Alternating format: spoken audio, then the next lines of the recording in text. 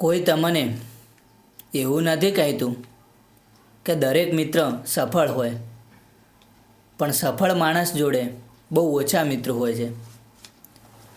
વિચારવા જેવી વાત છે સાહેબ. આ શબ્દોમાં આપણી આખી જિંદગીના શબ્દો સમાયેલા હોય છે. બાળપણમાં આપણે એવું વિચારતા હોય છે કે આપણા પાસે જેટલા વધુ મિત્રો હશે એટલું વધારે સુખ હશે. કેમ કે સાહેબ બાળપણ છે ને, બાળપણમાં મિત્રો વધારે હોય ને તો જ બાળપણનું જીવન જીવવાની મજા આવે. પણ સાહેબ જીવનના અંદર જ્યારે તમારી ઉંમર થાય છે કમાવા લાયક, જ્યારે તમે એકલા હોવ છો ને તો જ તમે સક્સેસ બની શકશો. જીવનમાં એ સક્સેસ થવું હોય તો એકલા જ ચાલવું પડશે, બધાને પાછળ છોડવા પડશે અને જ્યાં ત્યાં ફાલતુનો ટાઈમપાસ છોડી અને એકલા રસ્તા ઉપર જ ચાલવું પડશે. જીવનનો સાચો રસ્તો એકલા ચાલવામાં જ હોય છે. પણ એવું નથી મિત્રો કે એકલા ચાલવું એ કંઈ ઘમંડ કાં તો ખરાબ છે. કેમ કે સાહેબ કંઈક પામવા માટે એકલા જ ચાલવું પડે છે અને એ રેસમાં આપણે એકલાને જ દોડવું પડે છે.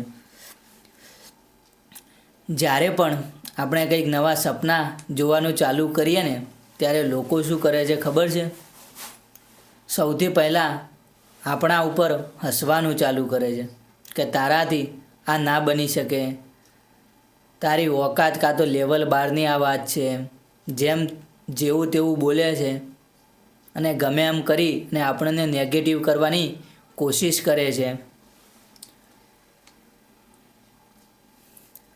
પણ મિત્રો આપણે એક જ વાતનું ફોકસ રાખવાનું છે કે જો મારે આગળ વધવું હશે ને તો હું એકલો જ ચાલીશ, ત્યારે જ હું કંઈક બની શકીશ.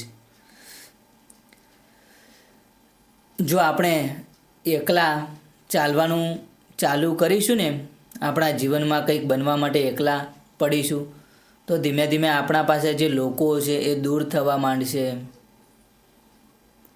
આવું બધું બની શકે છે. અને દરેક મિત્ર કો તો દરેક લોકોને ખબર નથી હોતી કે આપણે કેટલી રાતો હાર માની અને ઊભા થઈએ છીએ. કેમ કે કંઈક બનવા માટે કેટલી રાતોનો આપણે ભોગ અને બલિદાન આપ્યું હોય છે અને આપણે એકલાને એકલા અંદરથી તૂટતા રહીએ છીએ અને હારી અને ભાઈ પડતા થઈએ છીએ અને ફરીથી ઊભા થઈ અને ફરીથી એક નવો ટ્રાય કરીએ છીએ ને જેમ તેમ કરતાં આગળ વધીએ છીએ. સફળ માણસ હંમેશા એકલો હોય છે અને સફળ માણસ આલતુ ફાલતુની વાતો સાંભળવામાં ઇન્ટરેસ્ટ નથી ધરાવતો. કોઈને વગર વેતનો કે વગર વાતે બોલાવતો પણ નથી. અને એ માણસ નાના મોટા ગમે તેવા પ્રસંગો છોડી મૂકે છે, જ્યાં ત્યાં જવાનું છોડી મૂકે છે, ફરવાનું પણ છોડી મૂકે છે, સારું જમવાનું કે હોટલમાં જમવાનો પણ છોડી મૂકે છે. કેમ કે એને ખબર છે કે ટાઈમની કિંમત આ દુનિયામાં કેટલી છે. સૌથી વધારે કોઈ કિંમત હોય ને સાહેબ તો એ સમયની છે. એટલે એકલો હોવું ખોટું નથી સાહેબ, પણ હંમેશા સારો વ્યક્તિ બનવું હોય, સારા રસ્તા ઉપર ચાલવું હોય તો આપણે એકલાને જ ચાલવું પડશે. ત્યારે જ આપણે કંઈક જીવનમાં સક્સેસ માણસ બની શકશું. સફળતા પછી શું થાય છે ખબર છે સાહેબ? જે લોકો તમારી મજાક ઉડાવતા હતા ને એ લોકો કોઈ તમારા પાસે ગર્વથી આવશે, કોઈ તમારા પાસે સ્વાર્થથી આવશે, કોઈ તમને કહેશે કે હું બેસ્ટ ફ્રેન્ડ છું તારો. પણ એ તો સાહેબ આપણને જ ખબર હોય છે કે કોણ આપણા કેટલા સગા છે અને કોણ આપણો ખાસ મિત્ર છે. જ્યારે આપણે એકલા હતા ને ત્યારે આપણી સાથે કેટલા લોકો ઊભા હતા ને એ આપણને ખબર છે. અને આજે આપણે કંઈક બની ગયા છે ને એટલે આ લોકો આપણી પાસે આવે છે.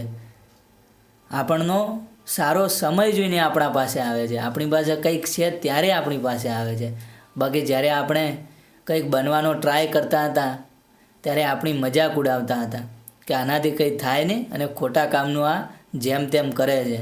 પણ સાહેબ, એ માણસ કંઈક કરે છે તો એ કંઈક બનશે પણ જરૂર, આજે નહીં તો કાલે, પણ એ 100% સાહેબ બનવાનો છે. સાચી સફળતા લોકોને કેટલી ઓળખો આપે છે અને પોતાના પર પણ કેટલો ગર્વ થાય છે કે હું કેટલી રાતો અને કેટલા દિવસો અને કેટલી રાતો મહેનત કરી છે ત્યારે હું આજે આ લેવલ ઉપર આવ્યો છું. અને જો તમે મિત્રો સમજી ગયા છો તો તારી સફળતા દૂર નથી, તું પણ એક સફળતાની રાહ ઉપર ચાલ્યો છે.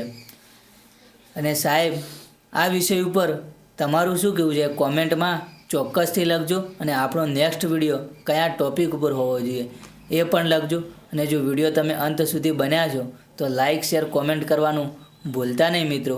Thank you. ખૂબ ખૂબ આભાર તમારો.